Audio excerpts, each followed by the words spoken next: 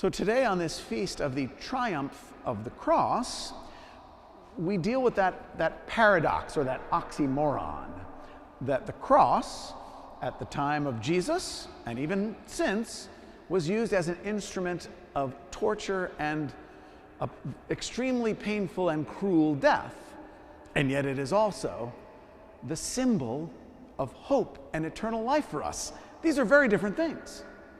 So John, in his gospel, actually does a good job of helping us understand the power of both.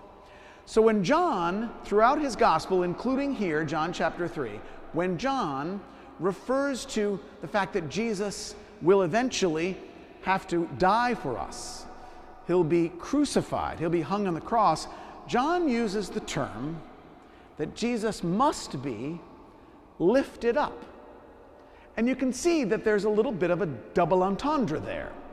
So yes, he would be eventually lifted. The cross is not at ground level. They have to hoist them up. And in fact, they're hanging from the nails.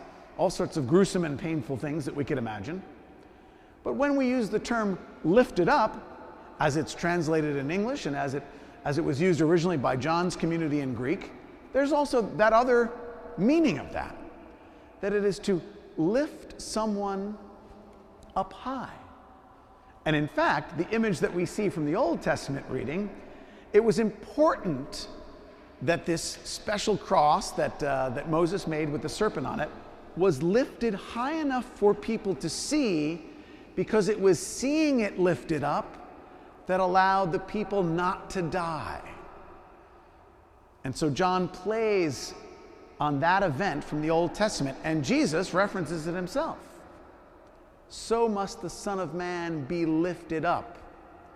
But again, let's think of the many levels in which that could be meant.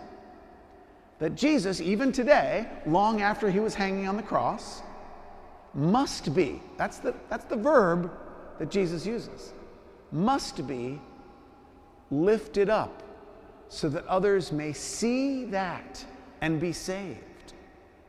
Well, 2,000 years after the event of the crucifixion, how is Jesus lifted up in our modern world? He's lifted up by you and me.